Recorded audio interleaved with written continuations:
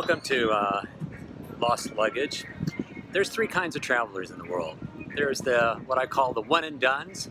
They're work hard all their life, save up, they go on a trip, and they book a tour, and they're on a bus with 30 other Americans, take a bunch of pictures, and they come back and they've checked it off. And they've said, okay, I've been there, done that. And so that's one type of traveler. The other type of travelers are the 12-steppers, I call them. And there are, habitual travelers that they're taking year-long trips around, treks around the world. Or the guys, I met one guy who's checking off how many countries he actually goes to around the world. And they're strictly to be there, see it, take a picture, and move on. Then the last group I found is they're called friendship-based travelers. And it struck me 40 years ago when I first went to Europe with a backpack by myself. I was in Paris, didn't speak a word of French, and I went to a little bistro and I said, I need some dinner, and nobody spoke English to me. They were very rude. I pointed at the menu and I got a dish with a piece of fish came out and a glass of water. It was okay, and it was 10 francs. And I left and I thought, okay, that was very, very unpleasant. The next night I went back to the same place and they were like, oh my God, you're back. And they realized it's like everybody spoke a little English. They gave me a glass of wine. We sat down and talked about the United States, what they wanted to do. They were, we laughed. They brought appetizers, a dinner, some dessert. We argued about politics. We shook our fist, and it came down to everybody is kind of the same. And so anyway, I made a connection with people. At the end, they brought me the bill. It was 10 francs.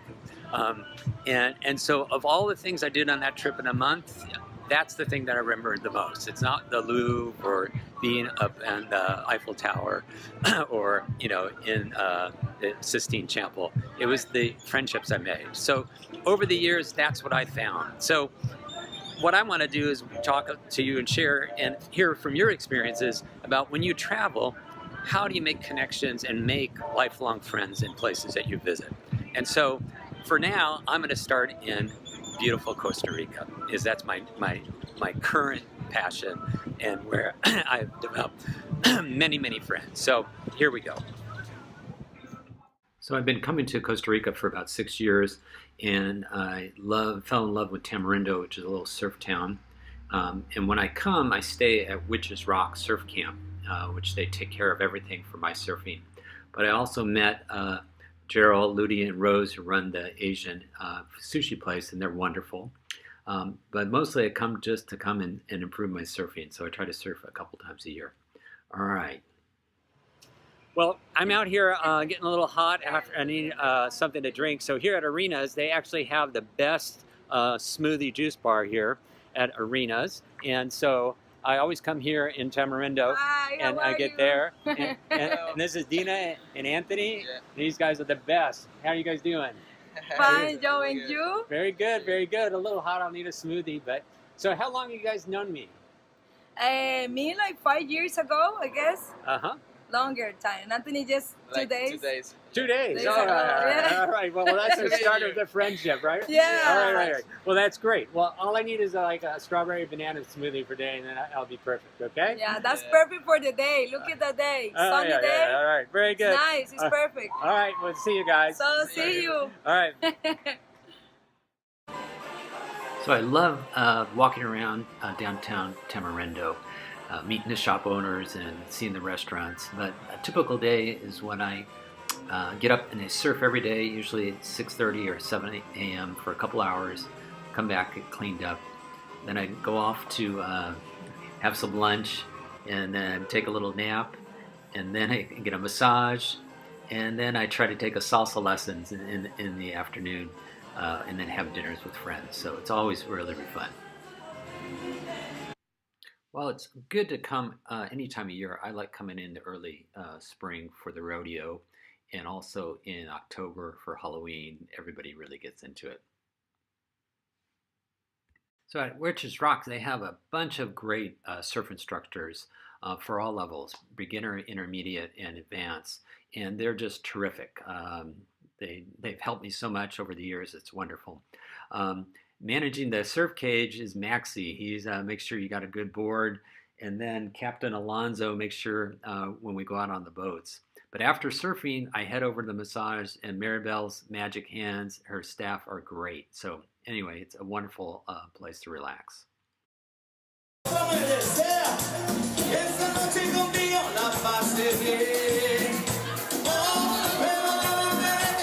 So here in the central square of Tamarindo, which is quite small, hidden away in the back corner, a little down the alley, is my favorite place to go for burgers and fries. So, great fish tacos here, great soda restaurants with the local food. But when I need a fix, you gotta go to the Burger Shack. It's located right in here in this corner. It's called the Surf Shacks. It's got burger shakes, And so Stephanie and her husband Brian run the place. Been down here for 10, 15, 20 years from Colorado, and so it's a great place. So anyway, you guys enjoy.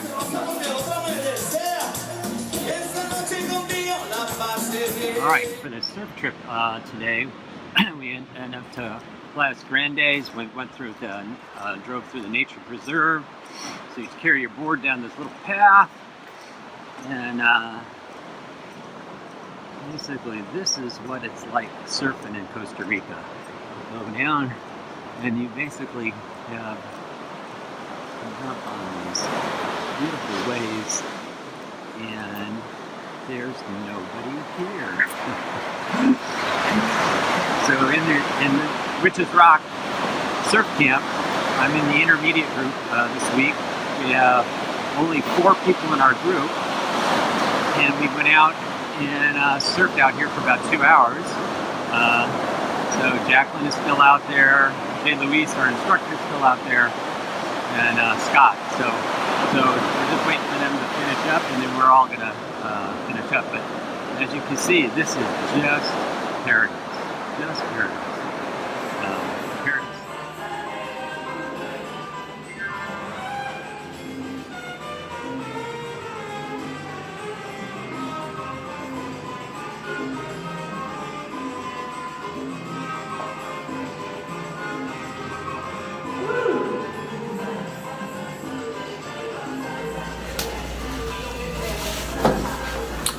Hey gang, so this structure of how people travel, one of the things I think about the way my wife and I travel, Denise and I, through Europe, through the US, it just came naturally to us because while we were interested in seeing things, it's really, we enjoy making connections with people. So my wife Denise, very sharp lady, PhD in history, US history. She did her PhD work and talked about people define their community in terms of a circle. So if you have a very small circle that you define your community of people like you, look like you, talk like you, vote like you, it's a very small circle, and you don't trust other people that aren't in that circle, and so it's hard for you to connect with people, especially when you go to another country. If you define your circle, your community bigger, and you identify people all over the world worry about their children and how they're going to be raised. They want to be safe and healthy, and they want to laugh and enjoy life. And so if you define your community bigger, it's easier to connect with people. So anyway, so there's a couple of things we do when we travel. So first of all, you need to learn a couple of words of the language. It goes so far to show that you respect their culture and that you can either say hello, thank you, please, in a couple of phrases. So if you don't bother to take the time to actually learn, ni hao, konnichiwa, buenos dias, wherever you're going, you're not going to make connections because connections are based on trust. And so, people that's working, especially like in Tamarindo, it's a top tourist destination. People that work here trying to raise their families see tens of thousands of people every year. And so, they are not going to trust you as kind of being a good person because their assumption, they're going to see you once, you're one and done and gone. or you're one of the nomadic travelers that you're going to stay for a little bit and go. So when you come back multiple times and they start to see you have an interest, and for me, I definitely care about people, and I want to be how are doing, how are the kids doing, their families. But then I have my own personal interest, education. So whenever I come down to Costa Rica, I bring an extra suitcase of school supplies, backpacks, socks, toothbrushes, pencils, papers, and I donate it to a local school. And actually, people at Rich's Rocks started that program. That's where I got the idea. And so by doing that, again, we find some people that share my values, their values, concerned about kids. So you need to be open. You need to be willing to make the effort to connect with people, and you need to figure out what shared values that you have with people that you can connect with.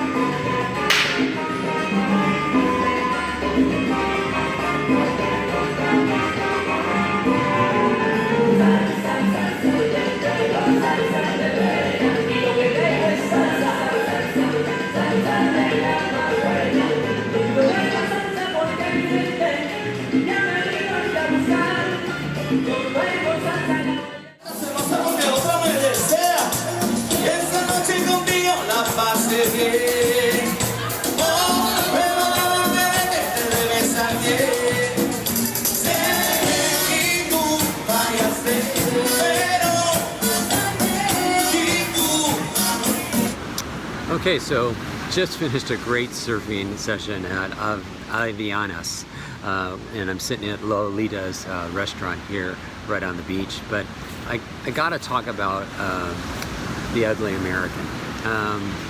Americans have a pretty poor reputation with tourist destinations around the world, and again, I think it's due to the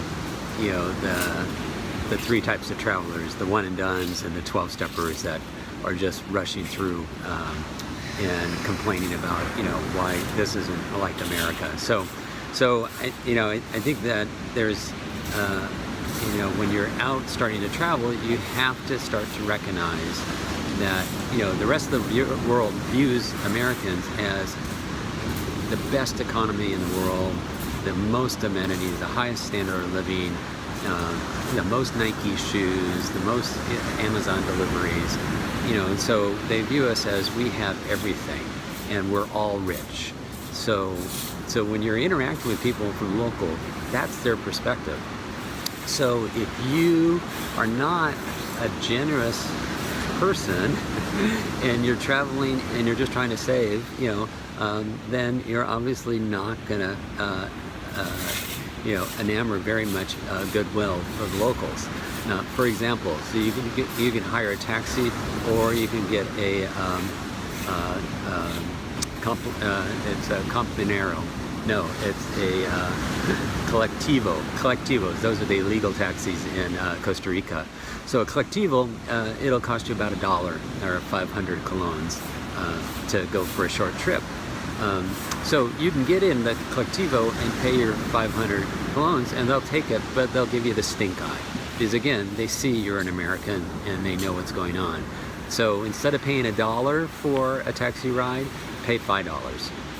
And that's still a screaming deal compared to the United States for a taxi ride. So again, I think that keep in mind, these people are working hard trying to support their families, and they just don't have the economies, they don't have the education system in place, and different circumstances, and you just need to recognize that. So being generous wherever you go with people in restaurants, people in tour groups, people that you meet on the street, that goes a long way to kind of bring down the guard or animosity that people have towards Americans, and maybe even improve the view of Americans in the world today.